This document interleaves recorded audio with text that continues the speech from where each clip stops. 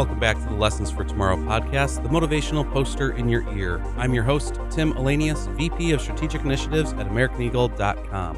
In this episode, we're going to be diving into search. Can you find it? Yes, you can. In the 2021 Ecommerce Site Search Trends report from Algolia, there's a lot to unpack, and I am thrilled to be joined today with our special guest from Algolia, Piyush Patel, Chief Strategic Business Development Officer at Algolia.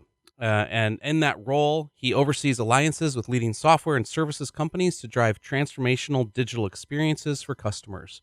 With years of experience and broad market perspective, previously serving as global head of Sapient Nitro's CMS business, where he drove triple-digit growth, he's also managed global alliances for OpenText and assisted with expansion into North America for French DXP company Yahoo. Did I say that correctly, Piyush? Jaya. See, my first mistake of the episode today already. Not a problem, Tim. Thank you for having me. By the way, this is my second French company I'm with. Algolia is a lot easier to pronounce, I have to say. Well, I do love the name Algolia and just the product overall. So why don't you tell our listeners a little bit about yourself beyond what I just talked through, and just Algolia as the organization and search product that it is. Sure. I'll go by the way of kind of how I happened upon Algolia to get the story started there. I've been 20, 25 years in digital platforms, either at the software side or at the consulting side, helping brands solve digital problems, right? From the beginning days of the web. And it's typically been in either content platforms or commerce platforms, because that's sort of the center point of what experiences are either built or delivered out of, right? And so search for me was just sort of it's there. It works. It never really thought about the maturity or the advancements and things like that. That was until I ran across Algolia. And what was interesting is it started to get me thinking about how timing-wise, there's been this shift of, if you go back 20 years to when content management and really, online commerce and digital started, we worried about crafting an experience, right? Authoring an experience. And it was about creating the content, placing the content, managing the content, all of that. But that has quickly grown to where we are today, because just that sheer volume of what gets created, what needs to be personalized, there's a complexity to that where now human authors, it's just not feasible anymore to do it that way, right? And so that's what really drove me to Algolia, is as a way to really take that challenge and that problem and add a combination of human and data from a science perspective to really figure out what should be put in front of a person. That's kind of what really impressed me about Algolia and its future roadmap and all that kind of good stuff. Oh, that's great. And I especially love the human and data aspect of what you talk through, because that is exactly where I see the benefit of search in so many of the day-to-day interactions and experiences that so many people probably don't even understand that search is powering on a website. I mean, when you think about it, the common area that people think of search is going to be in that just on-site search input field that typically is still the top right corner. Some people have tried to move it around, but we still find that to be the best area for it. It might be buried under a magnifying glass and it's not the input field out, but lots of different ways that you can deliver a search UI. But beyond that, there's so many ways that we've implemented search into other functionality on a site that people might not even understand that the search engine is powering. And that can be find locations. It can be find a doctor in a healthcare site, or find a local branch from a franchise perspective. And there's so many ways that search powers those experiences throughout the day. And I think it's so critical that you understand what the human need is, what information are they seeking, and that the outcome and the data that's provided in that outcome is relevant to them. And I think that's where definitely, as we've talked before, Algolia provides such a rich experience in how you can curate that to a customer that it's incredible. I want to take a moment and go a little bit backwards, though, and talk about, as you talked about CMSs and, before that, just websites, right? Search has been around since the beginning of the internet. Honestly, you typed in your URL and you're searching for that URL in a sense. Then it moved to on-site search, and then you had Google and its arrival and Bing and other competitors over the years. But at the end of the day, what we have seen here at AmericanEagle.com is that search is one of three core personas that we always build a digital experience for nowadays. And so it's searchers, sorters, and browsers. And we have found that those searchers, right, the ones who come on the site and look to be able to type in a search input or select from a tag or whatever it might be that's searching through the content of the site, it is over 67% of on site users are expecting to utilize the search function. Sorters, they come in, they use your navigation, but guess what? A lot of times that navigation can also be powered by the search tool because you're looking at the taxonomy structure, the keywords that are used there. Search comes into play with all of that. And then lastly, the browsers are the ones who are going through the site. And as I mentioned previously, the other functionality of a site, also powered by search, can come into the browsing experience. They might go and use a find a location tool, and guess what? Search is powering that as well. And if it's not today, there's great benefits to looking into it. But kind of as I go back through how search has grown over the years, I think even more importantly is how it is being used today. And I'd love to hear your thoughts on just the way that personalization of search results has really come into play and looking at the relevancy and the contextual aspect of when someone is searching or where they're searching from and how that all applies. Yeah, yeah. So Tim, this goes to our topic of maturity, right? And if we start with what everyone has been sort of trained by Google to believe is, if you type in a word, some things will come back. Now, whether they're relevant or not, just you want a lot of stuff to come back. That's what search was for most people, right? That is search. That word existed somewhere in that document. You don't know where, you don't know if it's relevant or not. Oh, and by the way, somebody paid me to show you these things first.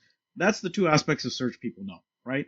Yeah. And of course, for publicly available index, that's where Google focuses. And I bring them up because not because we don't do the same thing, but at scale, we do about half the searches every week that Google does. We're about 30 billion searches a week, so we're very scalable platform. But we do it on content that's owned by the brands that use our product, right? We're not the external search.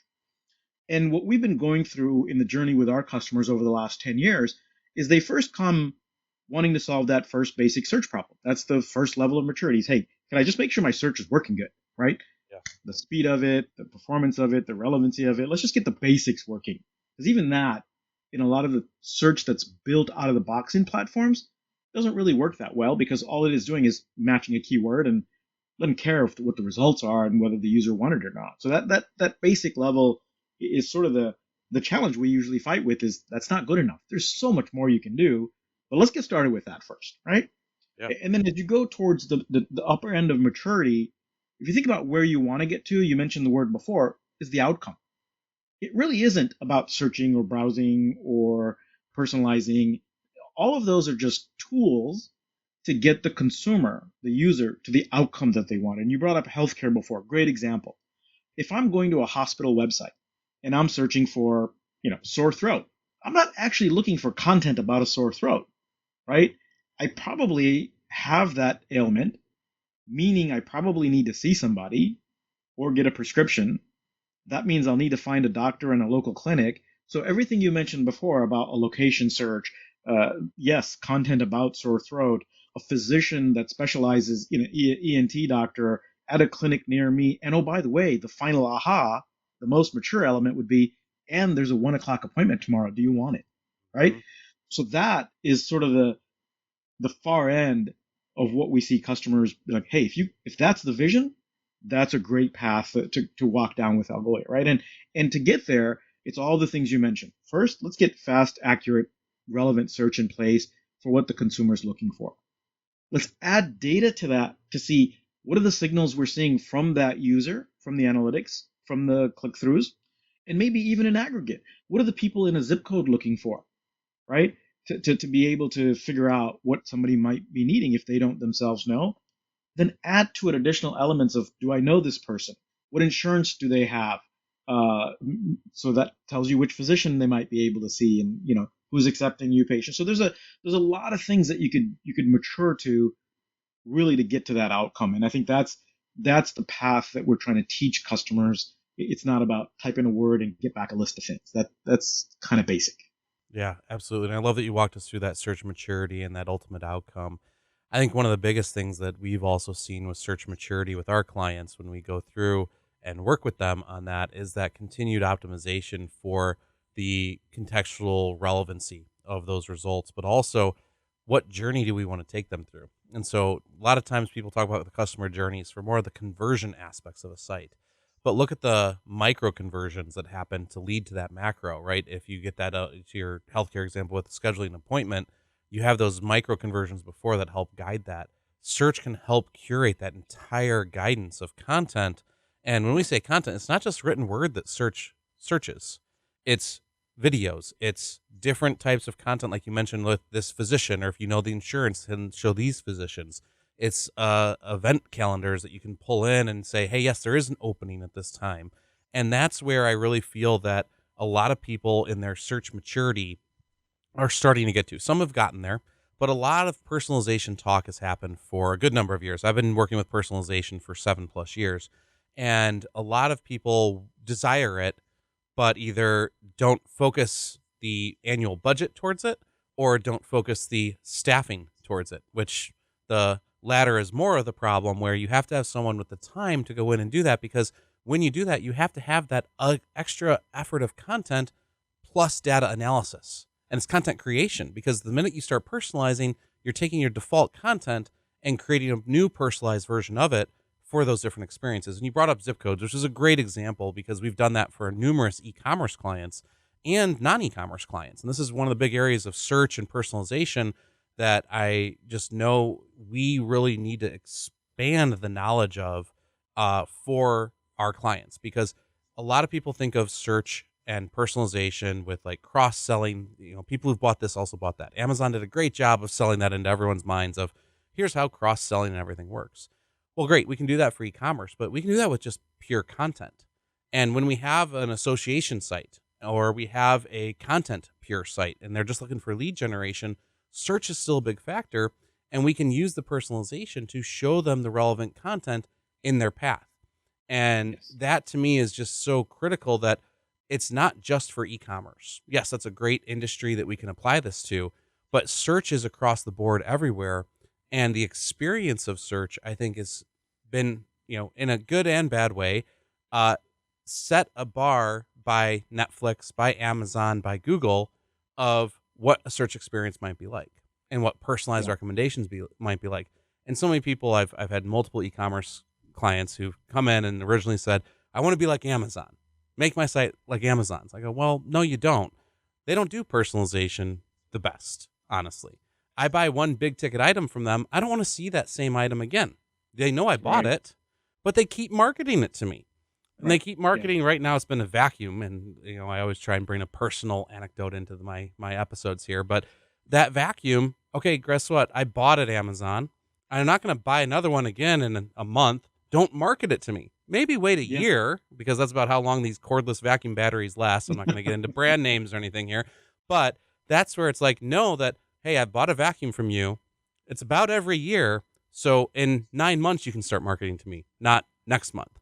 And that's where Yeah. I just feel that people who don't use the data, to go back to that point that you made earlier, they're not using that because they're not having the time to focus on it. And the Yeah. benefit of that is there's so many new artificial intelligence tools that will surface that up in the reporting and help provide those strategies for you, that you don't have to do it manually every time. Definitely, definitely. It's if you think about e-commerce is such an easy thing for people to get wrap their head around where the value of technical investments could be, or experience improvements could be. It's easy. Uh, when you bring up the outcome based search, I'll give you an example. Being out of Houston, oil and gas is a big industry here, right? Mhm. Think about search from an outcome perspective. Rather than getting somebody to buy something or book an appointment or follow an MQL process, imagine the time and cost savings of an employee on a rig knowing a repair manual process. I'm standing in front of a console. There's thousands of different things that I might have to repair or look at. How about guiding me through that and letting me complete this process versus shuffling through where I might need something, right? And that is a search experience. Yeah. If people don't realize that, right? Is guiding me through the completion of a task or a process and the steps needed, the manual steps, the picture, the video. Again, personal experience. If I have to fix something, where do I go? YouTube. Because I found somebody else who recorded themselves doing it. walk through. Here's how you Yep. open the iPhone case. Here's how you change the battery, right? So I think that thinking of expanding search to outcome based journey is really where I think people can really get their head out of, oh, I want to be like Amazon or I want to be like Google. Those are just one examples of how it can be manifested. Oh, exactly, exactly. And as we look at that curation too, I think one big area that we haven't mentioned yet is just federated search, and we have done this with a multitude of clients who have either multiple digital experiences, so that could be from a members only section of an association website to a community that is online and has all sorts of posts and forums that might not everything have be public, but search is just as important on the public non-logged in side as the logged in side. And what's excellent about that situation is you can curate your search even more the minute they log in. You mentioned that earlier, knowing what they have, visited in the past or things that they're interested in. When you have that profile, you can use that to benefit the search experience to be that much more relevant with that individual user. And I think that that federated search experience is key for that outcome search results screen, right? It's one of anytime that we talk about, critical pages on a website, we call them our MVPs, the most valuable pages. One of those Mm-hmm. is your search results page because most likely, like I mentioned earlier, at least 67% of people will most likely hit that page. If you have some Yeah. auto redirects set up for certain keywords that directly take you to a landing page or a product or a content section, great. Use those capabilities within the search tool. But when you do have a search results page, that is the most valuable page because you're telling them the next action to take based on either they can filter, which is Mm-hmm. extremely important. They can go in and they can refine their search, right? Besides the filter, they could search within the search, which is key. You have the aspect of, did you mean, right? That automation of, hey, this might be what you meant, or it might be a word that you suggest to them, which is big learnings that we've had from data with clients of, hey, you think that your users search with this keyword? Here's the real keyword that they search by. And so let's actually change some of your search curation to that word because now we're going to get your customers to that specific content faster. And in Yeah. today's world, that's critical. But with the federated search, we can actually show them both different content types, right? Videos, as you mentioned, with like the repair videos, that's on YouTube, the second most searched site in the in the internet. But then also on your site, if you bring those videos in, you're capturing them in the moment and keeping them with your site, the stickiness factor, I like to Definitely. call it. Definitely. But then we can also say, hey, let me surface up some of the public communities in a community forum. We can surface up and say, hey, there's some other content in the resource library. But when we start to give that federated search experience, we start to expand the capability of making sure that outcome is meeting the customer's need. And a lot of times, if you have a search that's only for that exact site and you have other sites within your ecosystem, you're doing a disservice by not connecting all of them through a federated search. And it's actually, a little bit of development effort and some curation, but it's not this huge, difficult issue that isn't solved for already today. It's a matter of Definitely. understanding how to apply it. It is. And, a lot of people, if you think about experiences that have been built before, whether it's on a search result page or a particular article or PDP page, people have put in the, oh, here's the related products or here's the comments from previous people who've bought this. So people have collected these things together, but they haven't thought about them in that federated search model, right? Because they're doing a separate query, separate query, separate query.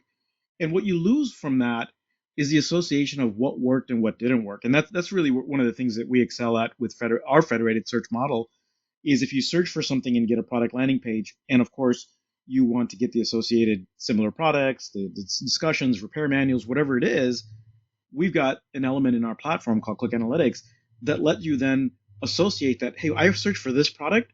I ended up searching on that repair manual. Now we're going to associate those two, right? Mm-hmm. So if somebody searches for that repair manual, we know that this product might be interesting to them and vice versa. And so that really then continues to take those signals and the patterns and improve how we get somebody to the outcome. So it's really important that when people think about federated search, it's not just, oh, let me go query all these things and show everything on a page in a proper layout.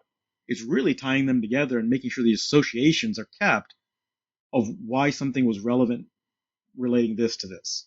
Mhm, absolutely. And that click analytics. If you haven't seen that in the Algolia tool set, please do check that out. Visit algolia.com and look more into that click analytics because it has been an incredible tool for a lot of our customers as well. So as we look at, right, we talked about reporting, we talked a little bit about AI and personalization and the benefits of that leading into everything. What other advanced search capabilities is Algolia providing to users today? We've talked about Federated and a few others, but what is something we maybe haven't talked about yet, Piyush, that we should, and that you want to make sure our listeners hear more about? Yeah, so we look at four different categories of how search shows up in an experience. Search is one of them, the box, right? That type in something or whatever that might be. In the browse category, it's as people are foraging across the site, we may be narrowing filters, changing the navigation automatically based on the pattern, and so that's another element that we power for a lot of companies is browse, automated browsing and automated site generation, right? The next one we just launched last summer, we're already seeing huge traction with is our recommend models, right? Is as we talked about, hey, if you looking at this item, this other thing might be relevant as well, and so we're delving into the recommend, and that can show up all over the page as well in the experience. The next thing we're looking at is predict, tying more to sort of, I don't know what I'm looking for, so I may think I need to search for sore throat, but what if it's a COVID test I need? Right? And so being able to determine through all kinds of signals, whether from that individual user, from a cohort of users like that person, from the area, whatever it might be, assisting the person in getting to the right narrowing of what they're looking for, right? So predict is sort of the new direction we're headed into as well. Yeah, great. So we we look at predict in that future, and I'm going to ask you a question in a little bit here as we get closer to the end of the show about your predictions, but we're not there yet. Uh, what is your thoughts about? And this is some stats from the e-commerce site search trends report that Algolia put out not too long ago, but only 1 in 8 retailers embrace modern search. Why do you feel that there's such a gap in the amount of people who are actually implementing it? And we talked a little bit before about budget or staff time. Any other thoughts that you have about why there's that gap there in the modern search application? Yeah, I'll go back for the last 20 years. I don't know of a time when technology and marketing resources have been sitting idle, right? So Yeah, that's one very thing. true. We have been innovating and growing this industry so fast. Who's just sitting around thinking, what am I going to do next? I mean, yes, there are some of us that do that. It's really challenging to have the time in the day to get everything done. You see great ideas. You got your list. I got a to-do list that never ends, right? And so it's really hard. It's really hard for companies to figure out how to prioritize what's going to work to make that decision. Is this item going to make me the return, and then I'll work on the next one, or like what to do? And there's competing thoughts and priorities in an organization, right? So it's challenging first of all from a resourcing perspective.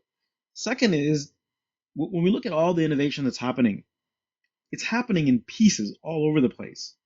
And that creates a second big problem is how do you tie these things together and make them work together? The integration word, the taboo that everyone talks about, it's not easy, especially if the technology resources where you're like, hey, I'm going to find the best certified Algolia developer. Okay, well, is that developer going to know Shopify and Commerce Tools and Magento and anything else that you're trying to implement with? Probably not. There isn't. Those are unicorns we're talking about, right? And so now you've got to put together a team of people who can figure stuff out, and it's really challenging. So I think it's not easy to just say, hey, I'm just going to do this and make it happen. But it is getting easier, I have to say. We're vendors working together and putting reference apps out there, and all these things are starting to help. But we're just in such an innovative industry, I think that it's hard to say, if you get a call like IT, did you reboot? It's not that simple anymore, right? Check the power cord. Yeah.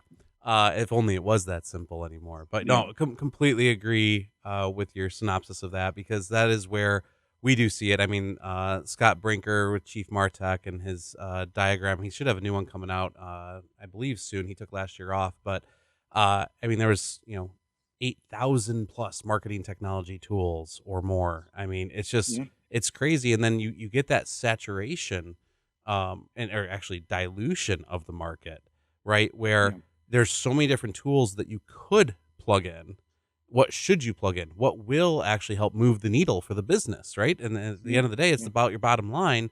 How are your tools helping benefit that? And hopefully today, everyone understanding, what we've talked through sees the importance of search because it does power so much more than just that search input box or that magnifying glass at the top of the page. I've had some sites that are completely centered around the search tool that really allow it to live and breathe for the customer needs. And that's where I think there's so much hidden behind the surface of search that we wanted to expose for people today. So I definitely, Yeah. the maturity, the growth, and all of that is critical in both the technology side, but even more so in the search tools capabilities to deliver on that human and data element that we've talked about. As we look to kind of just wrap up the show here, I always have my favorite question about the future. Here's your glass ball moment of where do you see, and it can be any aspect of search, and it doesn't have to be just Algolia specific or anything like that. But where do you see the growth in the search experience in the next 3 to 5 years? What if you could just say, "Hey, I foreshadow or foresee this in my glass ball"? What would that be? So let me cover one current item that's making all the things that I said are challenging easier, right? Mhm. And how is search maturity happening today? So today, what we're already seeing is the technical debt most organizations had about bringing data in together to be able to power better search. Those barriers are being broken, right? So we're seeing more and more sort of aggregation of data and AI helping get search maturity to the next stage. That's already happening today. So that's not a crystal ball future thing, right? But given that that's starting to happen and we're starting to see that proliferate, I look forward to really getting to the day where we've solved a problem that all of us are recognizing today. I said this earlier. We used to think about experiences, sites, app experiences, whatever that might be, as an authored or curated thing, right? A design agency would come in and look at, hey, this is what it's going to look like, and here's the customer journey that we've defined, and now we're going to go build these templates and pages and content, and that's what we're going to put in place. Well, that's a static one-time thing, and it's a human effort. Like you said, why is personalization over the last 10 years, technologies like Adobe Target, Optimizely, and all these things, why haven't they not solved the problem yet? Well, because it requires humans to create things for individuals. What do I create content for Tim? What do I create content for Piyush? Well, that's never going to be scalable, right? So now with data and AI and things flowing more freely, where I see us going is the experience platforms. I consider Algolia as part of that stack. Mhm. Being able to take the human out of having to author or curate and really put them in a role of defining rules, defining conditions, and letting the system automatically pick from the variety of digital assets that are being created, whether there's UGC or you know content from the brand or whatever it might be, having the system be able to smartly choose what the consumer needs to see to get them to an outcome, right? So then the author's job is defining that customer journey from beginning to outcome and then letting the system decide, hey, if I take the user down this path, which one gets them there, Yeah. right? Like routers on the internet work. They get, you send an email, it goes from this hop to that hop. It figures out how to get there. That's where I see search powering experiences in the future is figuring out how to take a user from the beginning of their journey to the outcome, empowering every decision in that path. That's where I see us going. I love it. I love it. And especially you mentioned the growth of AI. Even the AI content creation tools now are getting to be actually very viable as an option to help write that content. You power that with your search to help personalize that on the fly. I mean, the options that are limitless at the end of the Yeah. day then for the individual curation and personalization without it being a human effort every single time. So Awesome. wonderful. Piyush, I just can't thank you enough for jumping on the show today with me, talking through search. There's so much more we could continue to unpack, but I want to be mindful of our listeners' time and just also have content for future episodes. So would love to welcome you or other members of the Algolia team back in the future. But for now, everyone, thank you so much for tuning into the future by listening to the Lessons for Tomorrow podcast. For more information about the topics discussed today, check out the description of this episode. and a link to the search report that's been referenced a few times. If you want us to cover a specific topic or submit feedback, please email us at lessonsfortomorrow@americaneagle.com and let us know.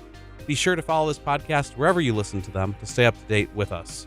While you're at it, give us a rating and share this podcast with others to prepare them for the future. And don't forget to follow us on social media. You'll find me there sometimes. This episode is brought to you by AmericanEagle.com Studios. I'm your host, Tim Ahlenius, and I'll catch you in the next lesson.